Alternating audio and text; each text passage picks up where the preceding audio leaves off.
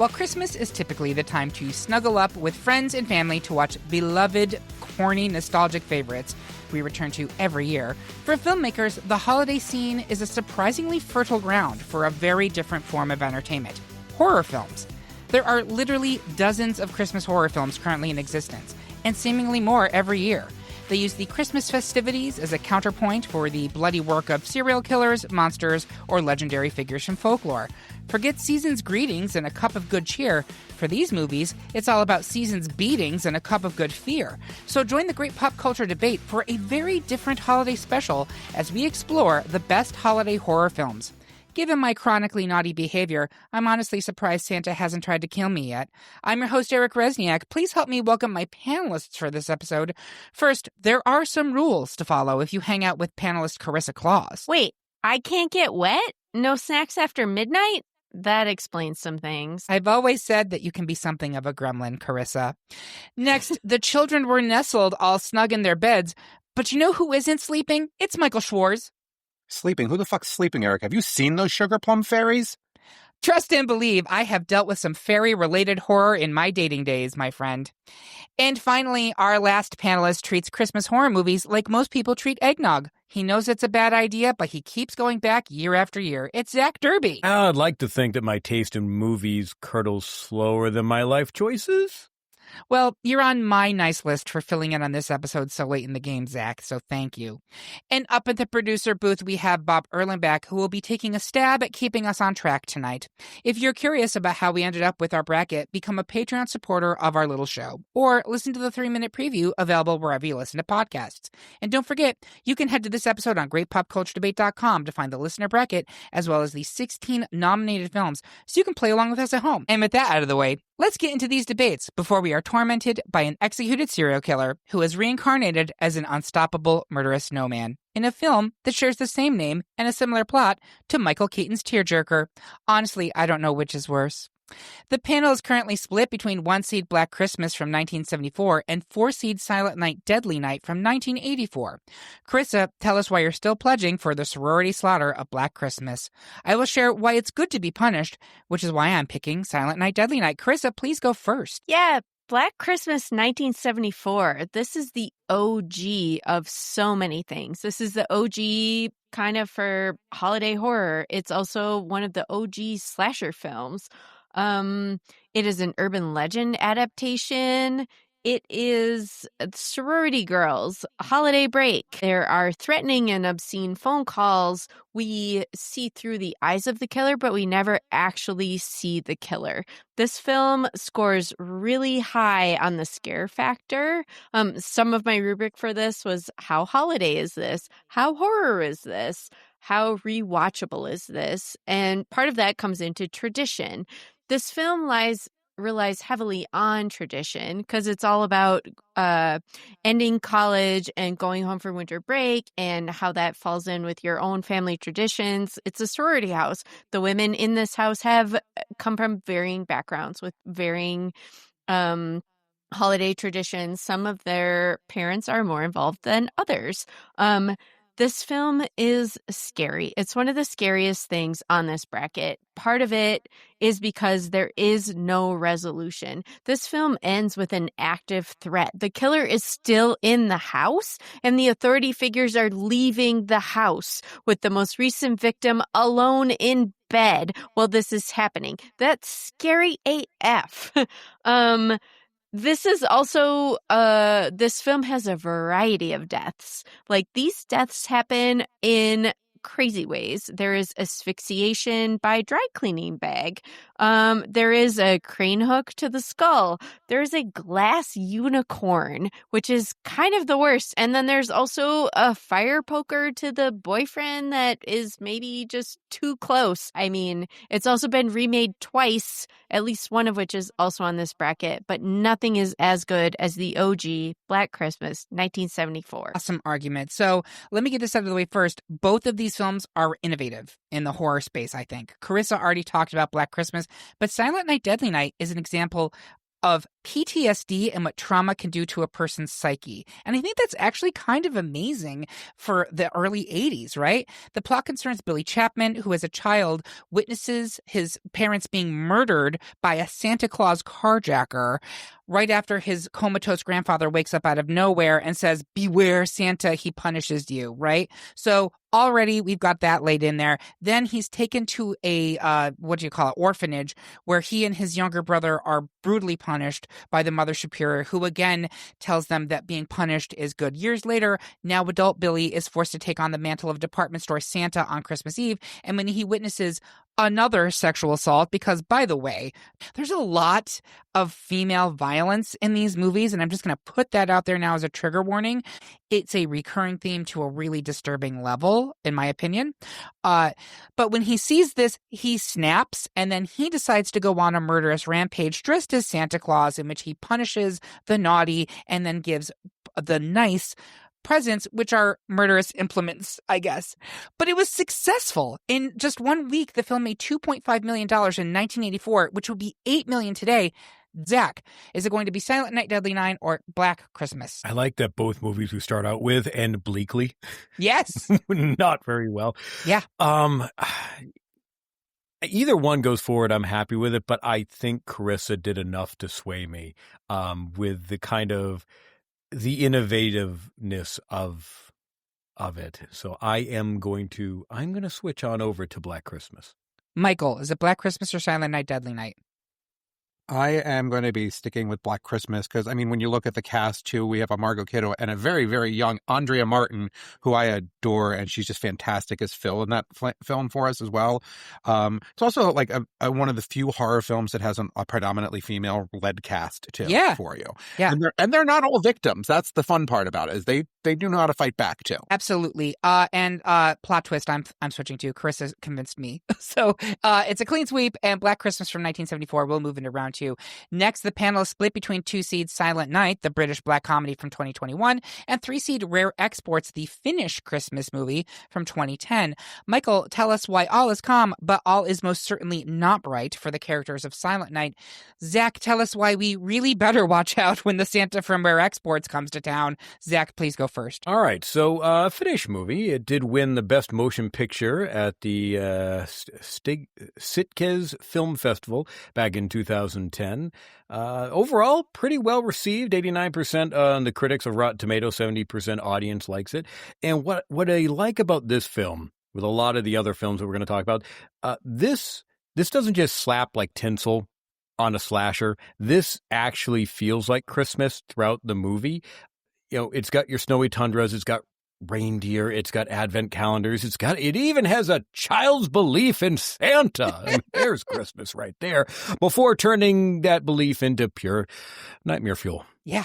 So where most Christmas horror films go for like a killer Santa, Rare Export rewinds this back to a Finnish folklore version, a monstrous horned being that punishes naughty children, which we will see more of in future movies. It's part horror, part culture, deep dive. It feels like a fresh approach after so many evil, dark, angry Santa flicks, because we are abundantly buried in them. We are. It's a rare horror film. It balances actually pretty well between genuine dread, a little bit of quirk, a little bit of deadpan humor here and there. Also, the father-son relationship helps it actually seem grounded at times before everything goes batshit crazy. So it still means something with that relationship. Even though it is a Finnish movie, it's got global appeal. It's become a cult classic. I didn't know about this film until I saw it on the list. I watched it and went, okay, I get it. I see how this has global appeal and why it is a cult classic now. So that's why I think it should move forward. Awesome. Michael, talk to us about Silent Night. So I think that this also is outside of the mold for a lot of the films that are in the bracket for us right now. So this is 2021, Keira Knightley, Matthew Good, and it is a Christmas Eve evening with everybody, and they all know they're going to die at the end. There is no surprise in that whatsoever. The rest of the surprise for the film comes in what's happening, what's leading to this kind of event. But I think that it also just speaks very much to Christmas in general. You've got entanglements between all these different friendships that are there that are completely and utterly dysfunctional. Nothing like sitting around your Christmas table dealing with all your dysfunctional family with you too. You still get that great feeling for it in the end. It was well paced. In the preview, I did say that I added a new film to my annual watch list, and this is it for me. I think that it's not gory, it's not scary, it is psychologically prompting for you, makes you think about a lot of things. I think that it does a good job at involving you in the storyline as it happens for you too. And I think that the ending, while it didn't surprise me in the end either, I thought that it was very innovative and very good in the end. And I just really got absorbed into this film, unlike a lot of the other pieces that we have in the bracket, where I may have to watch them in 15-minute increments before I could get through some of them. Yep. Thank you very much. Chris, is it going to be Rare Exports or is it going to be Silent Night? Silent Night is a film that I hadn't seen until this bracket, and I did really enjoy it. But Rare Exports I have watched it every Christmas Eve for at least the past decade. I love this film. I think it is there's something really sweet about it, and it is a Krampus story without you realizing that early on. You never actually see the demon, but it is there, and you see the start of it. Rare Exports for me is by far one of the best holiday horror films. So that is absolutely my pick here. I wish they could both go forward. I think they're both unique in this group. Unfortunately, I only have to pick one. I think I actually am going to swing my vote over to Rare Exports here. Even though I think Silent Night is great and it is much more accessible, I think, of the two. But that means Rare Exports will continue into round 2. Next, the panel has unanimously decided to move forward 1-seed Violent Night, the 2023 Santa film, cross-pollinated with Die Hard, meaning that 4-seed Christmas Bloody Christmas from 2022, about a robot Santa Claus who goes on a killing spree, is out of the bracket. In case you're keeping track at home, yes, there is a killer robot Santa horror film, Terminator Christmas style. Amazing. Next, the panel is again split, this time between 3-seed Terrifier 3 from 2024 and 2-seed Better Watch Out from 2016. Carissa, tell us why the kids are most definitely not all right in Better Watch Out. I will not clown around as I speak on Terrifier 3. I'll go ahead and go on this one first. So here is the thing. Multiple people on this panel have shared with me that they found Terrifier 3 to be so disturbing that they either could not finish it or they had to take pauses for their own mental health. These are not easily squeamish cinephiles. Terrifier 3 is truly disturbing. The movie is the third installment in Damien Leone's horror franchise, which concerns Art the Clown, a demonic inhuman serial killer, and his accomplice, the little pale girl. The third film takes place at Christmas time as Art tracks down and tries to murder the final girl from the previous film, Sienna Shaw. Terrifier 3 is the highest-grossing unrated film of all time. It is wildly popular with horror fans, and it is arguably one of the hottest horror franchises around right now, growing in popularity with each movie, building to what is slated to be the fourth and allegedly final installment.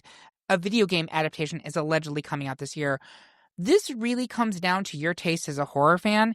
If you're looking for nihilistic, disturbing guts and gore, Terrifier 3 is without question the pick on this list. If you're looking for something campier and a little more tongue-in-cheek with a moral message that twists the seasonal expectations, this is not the film for you. Carissa, talk to us about Better Watch Out. Yeah. This was a matchup that fucked me up on multiple levels. I was one of the panelists who could not I did do all of Terrifier 3, but I absolutely hated it. I hated it. It made me feel physically ill. Better Watch Out is actually a pretty good holiday film. It just also messed me up in a different way because this one feels highly plausible.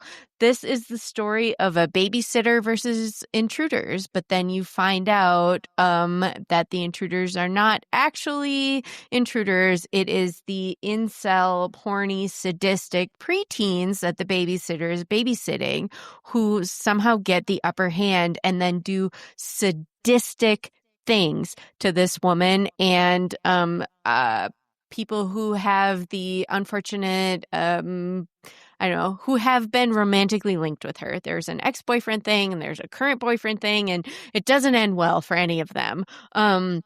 There are rape threats, there is sexual assault, there's torture, physical and psychological here. Like, what messed me up is that this feels really, really feasible. It's also like the Home Alone horror, but in real time, like, and actually what that would do to a person. So I wouldn't vouch for any of these movies, but man, I'd rather rewatch Better Watch Out than Terrifier 3. Merry Christmas, everyone. Zach, where are you going here? Is it going to be Better Watch Out or Terrifier 3? Of all the films to match against each other, I know, right? You at least had these two, yeah. so that we're screwed with having one of them move forward. Yes, correct. Better Watch Out. I'm going to stick with that one.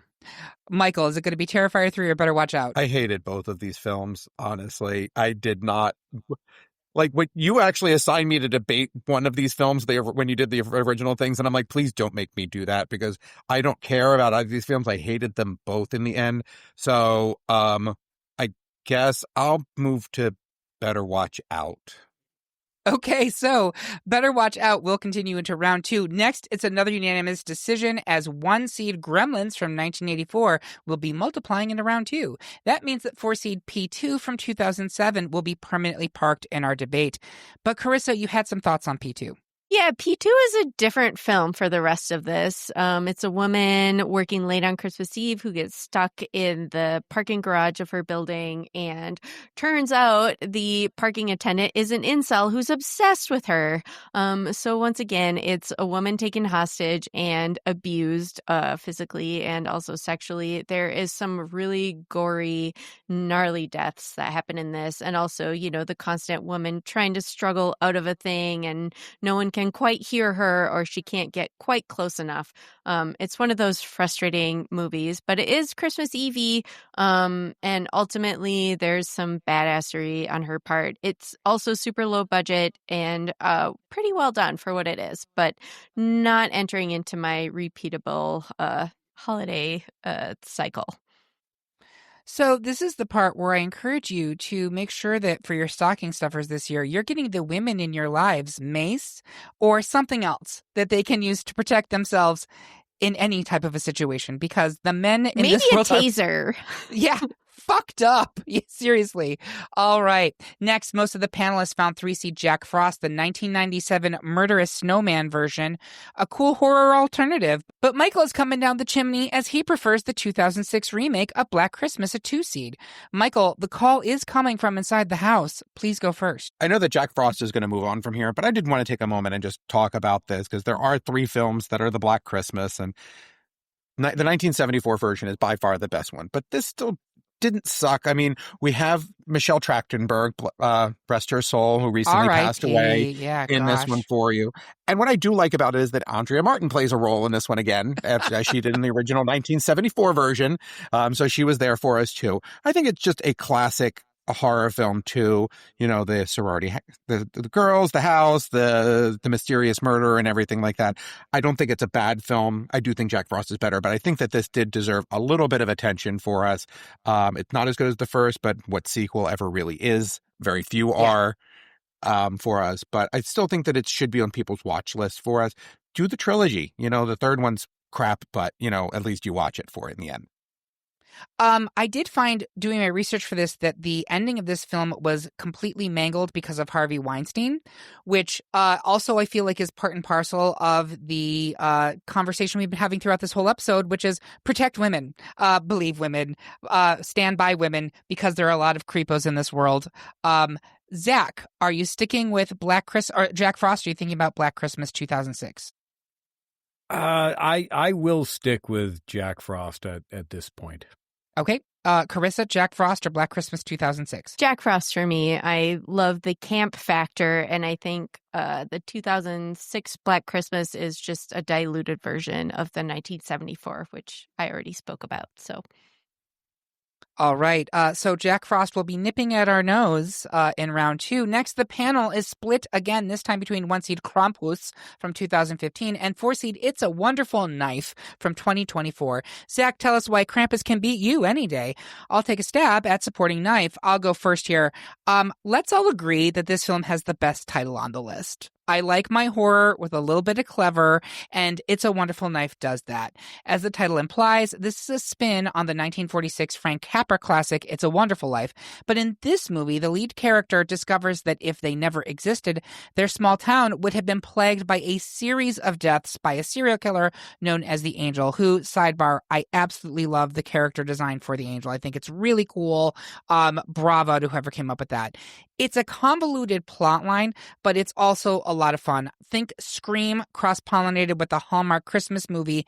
It has Joel McHale and it has Justin Long, who are the boldface names in the cast. But I just thought this was a fun alternative that harkens back to an actual Christmas classic and puts a modern horror spin on it. With that being said, Zach, few things are more classic in Christmas than Krampus, the reason for the season. The season being hospitalization. But go forward. Yeah, I saw this for the first time actually last holiday and stuck out and went, oh, this is a fun one. I can't wait to watch again.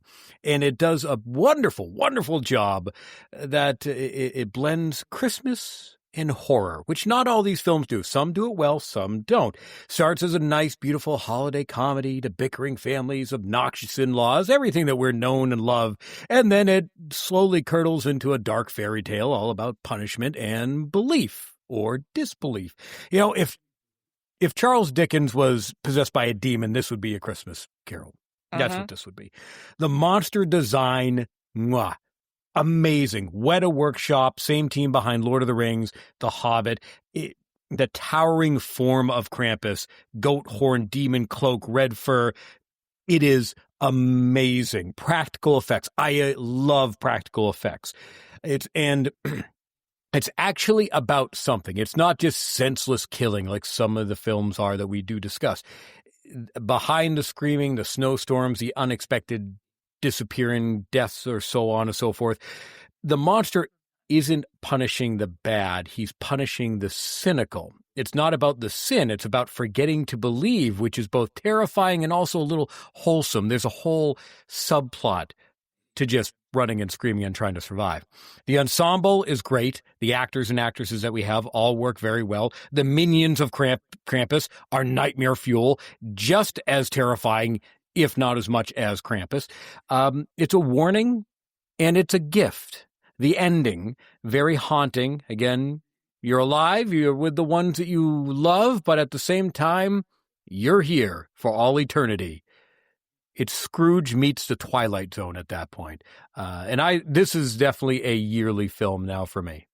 Awesome. Thank you so much. Great argument. Carissa, is it going to be It's a Wonderful Knife or Krampus? Well, my vote here is It's a Wonderful Knife, but I understand if it doesn't move forward because I'm also kind of swayed by Zach's telling of Krampus, which is not like a great film, but what it does is good.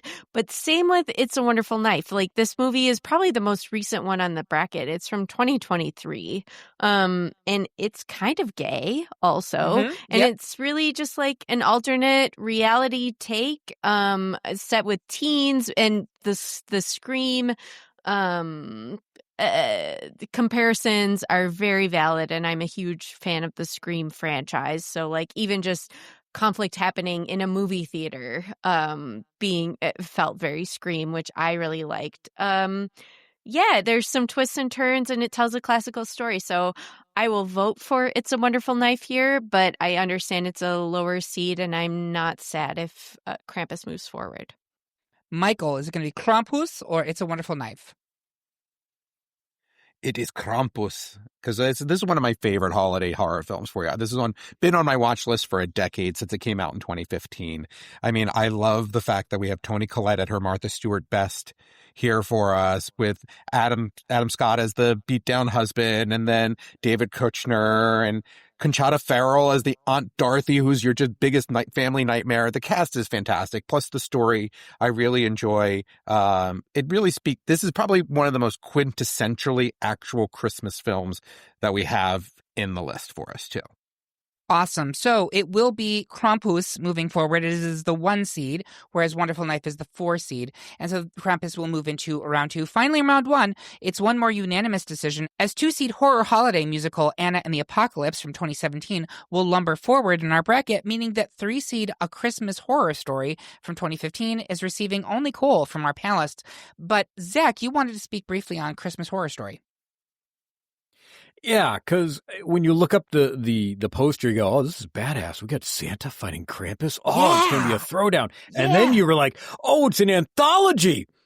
Fuck, I love Trick or Treat. Yeah. And then this film just did not deliver. It's got 4 different stories.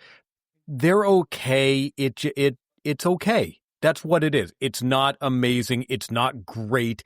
Some of the stories are a little bit more interesting than others. I felt a little robbed because of the final story of what you think you're going to get. And then you're like, oh, that's okay. It's a twist, points for twist, but not what I anticipated. It's got William Shatner as a radio DJ, which is good for some people, and other people hate that. So if you like a DJ who speaks every word in his own sentence, it's good. So it's kind of like if you peek at your Christmas presents and then they go to somebody else. That's how this feels. Yeah, it's being lied to. Okay, so with that being said, Anna and the Apocalypse will move forward, and that's the end of round 1. We're going to take a quick break to prepare for the zombie apocalypse with Anna. Warm up your vocal cords. We'll be right back. Happy holidays, listener! We hope you're enjoying this episode. If you want even more holiday-related debates, we've got a present for you. Over at greatpopculturedebate.com, you can find our holiday collection. We've got a dozen more episodes devoted to the sounds, scenes, and flavors of the season. We're talking Best Modern Christmas Pop Song, Best Christmas TV Special, Best Thanksgiving Side Dish, Best Holiday Film, and more. Unwrap them now at greatpopculturedebate.com under the episodes menu. Then leave a comment to tell us if our picks have been naughty or nice. And we're back for round 2 of our best holiday horror film debate. Before we get into the Elite 8, I'd like my panelists to share their social media accounts and what else they're working on. I'd like to start with Carissa. You can find me on Instagram at Carissa Kloss. But if you actually want to converse with me, you should join our Patreon and become a part of our Discord, which is a really excellent place to hang out with very cool people. It's my favorite place on the internet. And what I'm working on, well, this is the time of year that I consider my Santa Clausing time. So I am heavily invested in holiday gift crafting at this moment. All secret and all wonderful things. Do you post them after the fact on Instagram so people can see the type of wonderful crafts that you make? Only a little bit. Sometimes it goes in my stories, and sometimes it's just very exclusive to the recipient. So you should follow along and see what happens this year. The Christmas magic. Thank you so much, Carissa. Michael, welcome back. It's so lovely to have you. What are your socials? What are you working on? So obviously, you can find me on Instagram at TheraxNYC. That's THERAXNYC for you. And outside of the podcast, my love is still the live reality game community for us. I'm big into the live reality competitions. I just competed in a City Quest, which was an amazing race-style game here in New York for us. I've got a Traders game coming up in January in Columbus I'm going to go out to, so lots of fun. And right now, I am in the process of rooting on a number of my friends because I have about 6 people of my friends that are going to be on Squid Game The Challenge Season 2 for us this year. So I'm very excited to see how that all pops out for us. And they just released the first 13 minutes of the first episode, so definitely check that out. And shout out to all my friends that are going to be competing this year. That is so exciting. Thank you. And in case you don't know, Michael's day job is retail. So you want to talk about holiday horror stories. Nothing on this list, not even Terrifier 3, compares to what this man has to put up with. That's true. And I actually had a Karen today. Oh, geez. Well, there you go. Thank you so much for coming back, Michael. Zach, thank you for coming in at the last minute and helping us with this episode. You are awesome. Where can people find you? What are you working on? Let's see. You can always find me on the socials over at Twitter and Blue Sky at Zach Deuce. As for what we're working on, we wrapped up with Super Switch Club, going through Earthbound, where I didn't play it because I have an NES Classic, but they wanted me to read the manual, so that was fun because I had no idea what the hell was happening.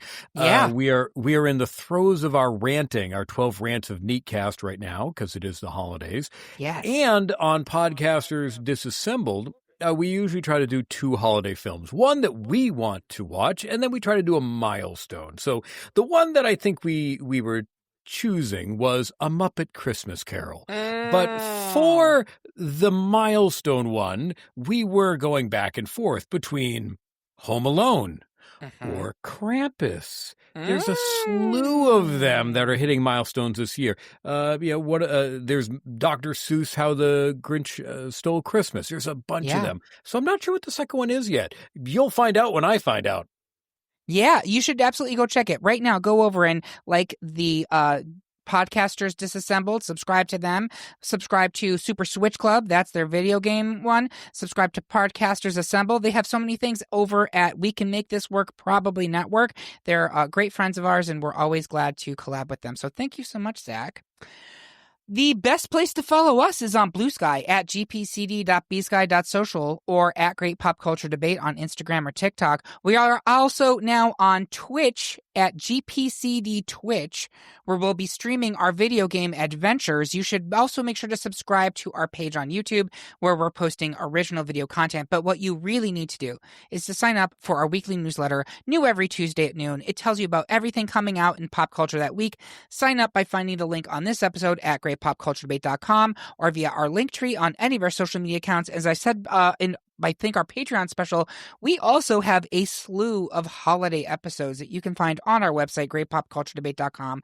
Go to the episodes. There's a subcategory that's just for holiday, and we probably have 12 or 13 different episodes just about Christmas, Christmas music, Christmas TV specials, Christmas movies. We don't usually do horror. We wanted to do some counter programming this year, but check it out. If you really love Christmas, we love Christmas, and there's going to be something there for you. Now, let's get into round 2, where we'll get into the Terrifier, which is what I call my cholesterol numbers once the holiday grazing begins. So I had no idea where round 2 was going. This is going to be very loosey-goosey. First up, it is Black Christmas from 1974, a 1 seed versus Rare Exports, a 3 seed. I'm going to start around the horn with Carissa. Where are you going here? For me right now, it's Rare Exports. Part of my rubric is how watchable this is and also how Christmas this is. I love the OG Black Christmas for what it is and what it does. I don't think it's necessarily a Christmas film. It's just happening at holiday break. Rare Exports is a thing of beauty for me. As I mentioned previously, I watch this every Christmas Eve for at least a decade. I think there is horror here in that there is dread. It is a Krampus story without overtly saying it's a Krampus story. There's a lot of sweetness here. There's a lot of nostalgia. I just really, really love this film. So it's Rare Exports for me. Michael, is it Black Christmas or is it Rare Exports for you? I'm going to be sticking with Black Christmas this time around. I think that it's a great film. It really is the first really Christmassy horror film that we have on the list as well. And I think it's just a classic. Thank you. Zach, is it going to be Black Christmas or Rare Exports for you? I don't think it matters, but I was going to stick with Rare Exports. Just that spoke more to me about the holidays. I'm going to stick with Black Christmas here, and I'm doing it for the following reasons. Yes, the primacy argument, but we started this bracket with a lot of Santa slasher movies that have been winnowed down almost exclusively in round 1, and now there's really only one left. And you can argue that one coming up is, but Black Christmas from 1974, I think, is a great slasher movie, and I think it does things that this inspired Halloween. In case you didn't know that, John Carpenter's Halloween was inspired by Black Christmas. That's how important this is in the horror genre. So I'm putting it out there. It is the 1 seed, so it will continue to the final 4. We still have a Krampus movie in the Elite 8. You want to say something, Carissa? I just want to say, if you haven't seen Rare Exports and you're interested at all in this genre, please check it out. It's usually streaming on Canopy. It is really, really sweet, really wonderful. Don't let the subtitles, dissuade you. It's definitely worth your time. And here's a question that I think is important for us to be answering for everything in the Elite Eight and beyond. What's the age range you think is appropriate to watch this movie? Is this appropriate to watch with teenagers and above? I feel like Rare Exports is probably 10 up, 12 up. It's not, there's dread, but it's not gory. You see, the goriest thing is the aftermath of some reindeer slaughter happening, but it's really more dread, and the heroes in this are kids. Great. Okay, thank you. Next, we have a unanimous pick for Violent Night, which is a 1 seed, versus Better Watch Out, a 2 seed. We have not yet really talked about Violent Night yet, and I'm going to go ahead and jump in and talk about this one. So this is another very recent one. This is 2023. This is the actor who plays Hopper on Stranger Things, David Harbour, who is playing Santa, who is disillusioned. He is drunk. He's out to pasture, and he ends up in what I can only describe as Die Hard in a billionaire mansion, fighting off a legion of Christmas-themed terrorists. And it sounds ridiculous. It is ridiculous. The question I had is this technically a horror movie or is it an action movie? And I do think that works against it. But the deaths in this movie are very gory. There's a lot of really, to the point where it's oh, I don't need to know if I need to see that. There's a point where a guy gets killed by having a Christmas tree topper star shoved through his eyeball into his brain. And you're like, okay, that was kind of funny. And then his head catches on fire. And I was like, oh, did we need that? It's great. But I was like, yes, okay, it's taking that to a place where I didn't know it was going. It is, I think it's getting a sequel. I believe that's just coming out next year. But I do think it is the right one here, and it will continue into the final 4. In terms of age range for this one, I think you need to be at least a teenager to watch this movie. It's not for children at all. Gremlins versus Jack Frost. Gremlins is the 1 seed, Jack Frost is the 3. We haven't talked about either of these movies. Zach, talk to me about where you're going here. I love both these films. The campiness of Jack Frost is great. I knew people that worked in the video rental store, and they would switch Jack Frost with Jack Frost, and boy, the stories you'd hear about that later. It's all about a crazy killer snowman. There is how do I say this? A particular point with Shannon Elizabeth of American Pie fame that happens, which is a bit, it sticks out as something that happens, and then you go, oh, that's the carrot's missing, and then you piece it all together, and it's a bit disturbing.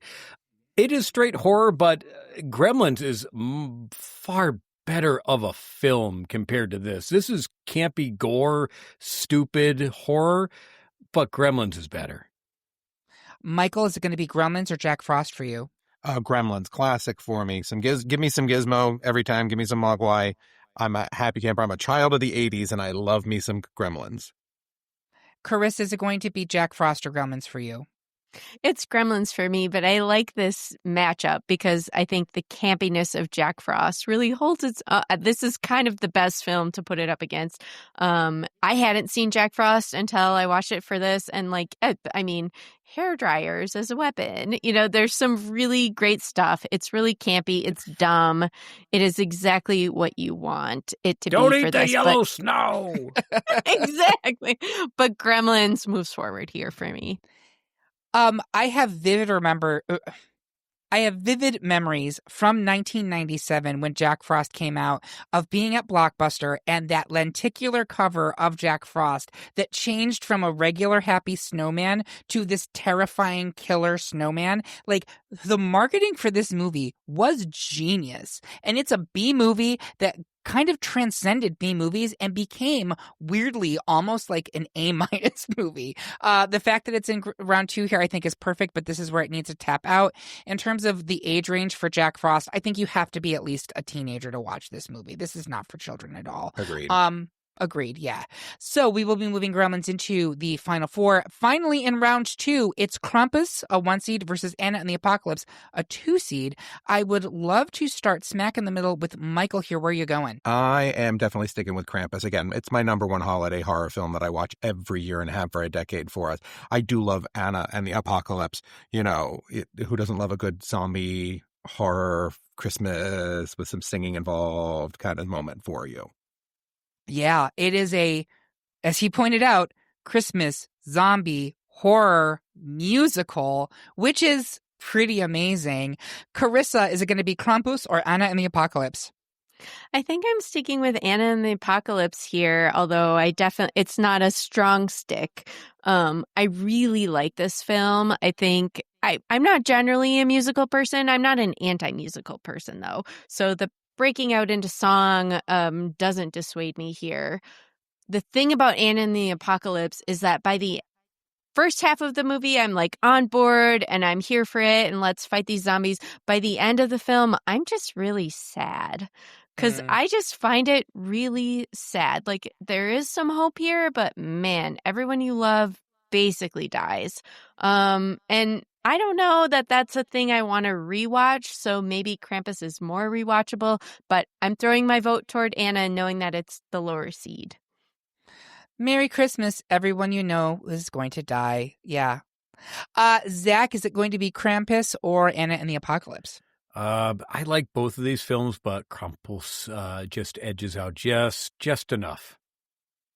And get ready for those beatings because I'm going to give it to Krampus as well, which means we have our final four. We're going to take a quick break to find out what that strange noise is coming from our chimney.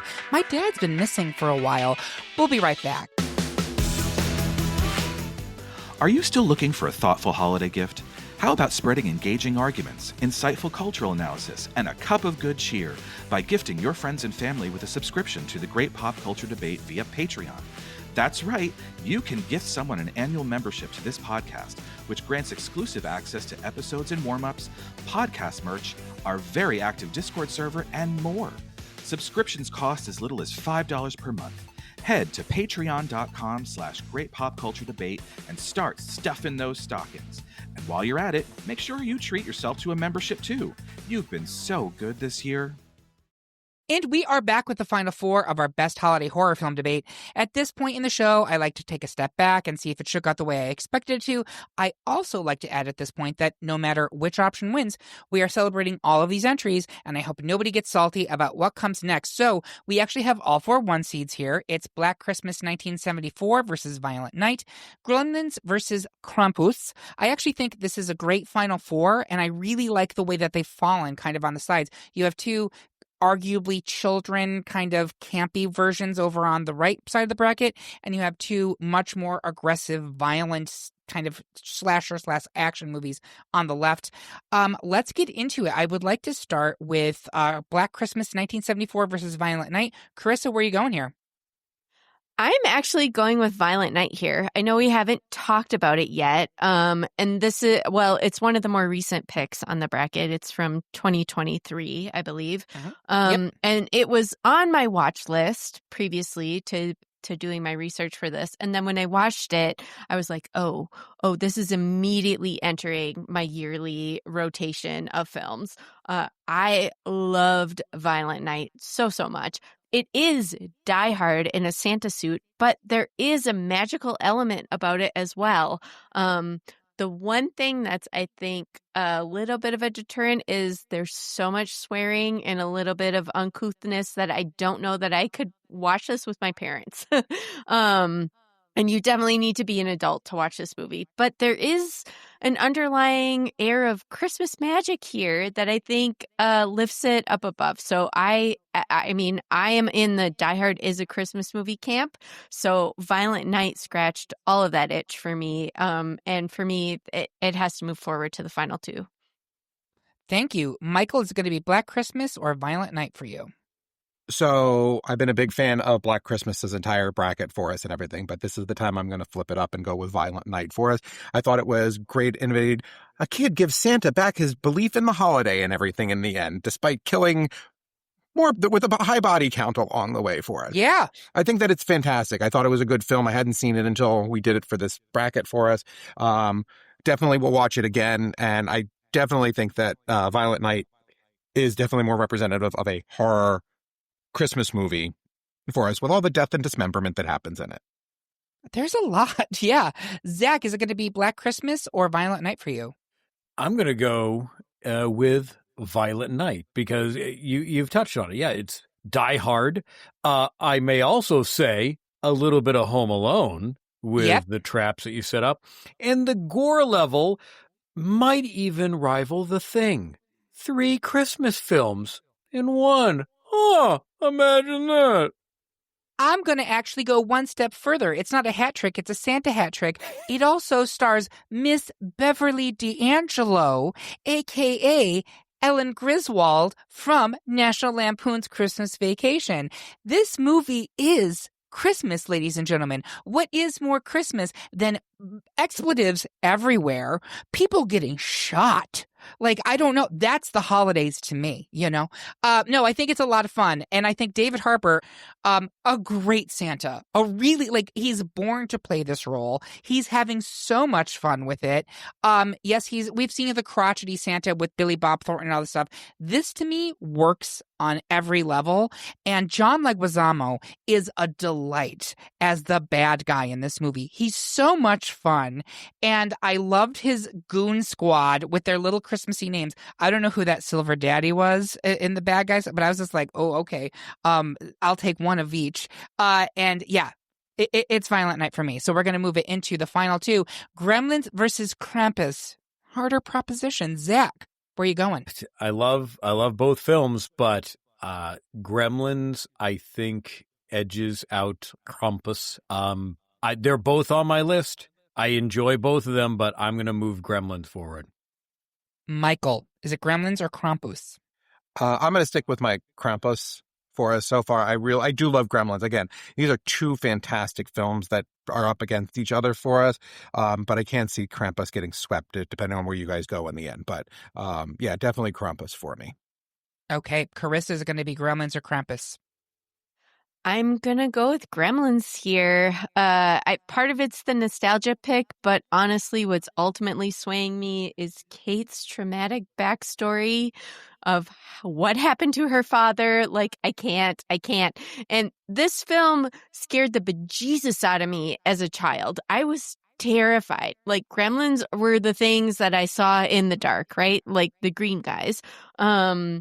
But man, as an adult rewatching this, and I've seen it more times than I've seen Krampus, and rewatchability is because that's tradition, right? And that's part of my rubric. So I'm going with Gremlins here. So I was a little bit torn on this because I was like, how Christmassy is Gremlins as a movie, really? How integral is Christmas to the plotline? You could argue that it's merely set at Christmas, and therefore, whereas Krampus is like about Christmas and folklore and all that stuff. But then I realized the whole movie kicks off because of a Christmas gift. Like, there would not be a movie if it wasn't Christmas. Like, that's the whole, start of the film. So that kind of does it for me. I don't think it matters here because I'm pretty confident that Gremlins was the higher of the seeds between Krampus and Gremlins. But I want to, like Kate and her tragic backstory with her father, I'm going to tell you about the tragic backstory I have with Krampus. So in case you don't know, many moons before this podcast, when I lived in Rochester, New York, I actually put on an event called Breakfast with Krampus. I was a newspaper editor at the time, and every year there would be dozens of Breakfast with Santas everywhere. And at this point, Krampus was just starting to become part of the cultural zeitgeist, right? And so I was like, what about Breakfast with Krampus? What would that look like? And so I got all of my friends and artists that I could find in Rochester. We called them the Cramplings. And we put on a fundraiser where we took over the local community center on a Saturday morning. We had all these different artisans from the town come and sell their goods. It was completely free. They did various Christmas themed stuff. And we told people, come and bring a gift to donate to a local children's hospital, and Krampus will judge your gift. And if he likes it, you get a free breakfast. And if he doesn't like it, he will beat you. And so we had my mother make a Krampus costume. I will have photos of this on the website. My older brother, Brian, was Krampus. He had a stick, and the people would come and present their gifts. And we had like hundreds of people come, at least 100 come and present their gifts unwrapped to Krampus. He would judge them, and he would beat them with his stick if he didn't like them. And at the end of it, we literally did donate at least 100 toys to 3 different local children's hospitals in Rochester. It was a wonderful event. Krampus has a very special place in my heart. I miss doing this event. I moved away from Rochester the year after. But all that to say, Gremlins will continue into the final 2, which is to say we have a final 2 of Violent Night versus Gremlins. I'm going to start in the middle of the pack with Michael. Where are you going? Gremlins. Zach, is it going to be Gremlins or Violent Night? Violent Gremlin Night? Yes, I mean, accurate. Gremlins. I will go with Gremlins on this. Carissa, is it going to be Gremlins or Violent Night? I'm going to actually sway this toward Violent Night because it's the newest addition to my repertoire and I really loved it. I've seen Gremlins a lot and I like it, but also the childhood trauma it inflicted on me. Violent Night, I'm old enough that it can't. So I'm going with Violent Night here, but I am not mad about who wins this. Christmas is about childhood trauma in one way or another. It is that gingerbread feeling. It is as integral to the season as sugar, spice, and everything nice. With that being said, I am going to vote for Gremlins as well. So there you have it. Our pick for the best holiday horror film is Gremlins. Do you agree? Do you think Krampus should be taking us down to hell with him? Tell us how you really feel by leaving a comment on this episode at greatpopculturedebate.com or find us on Blue Sky or Instagram. While you're there, make sure you subscribe and follow the podcast so you can hear about what new debates are coming soon, vote in open polls, and even decide which topics we tackle next. I want to say thank you to my panel. It is always a wonderful time celebrating Christmas with you, even when we're talking about death and dismemberment. And thank you for listening. If you loved what you heard, please consider supporting us on Patreon, where you can get even more exclusive content and you get episodes a whole day early. Consider it a Christmas gift to yourself, and it pays back all year long. We hope you have a good one, and remember, everyone is entitled to their wrong opinion. Merry Christmas, everyone.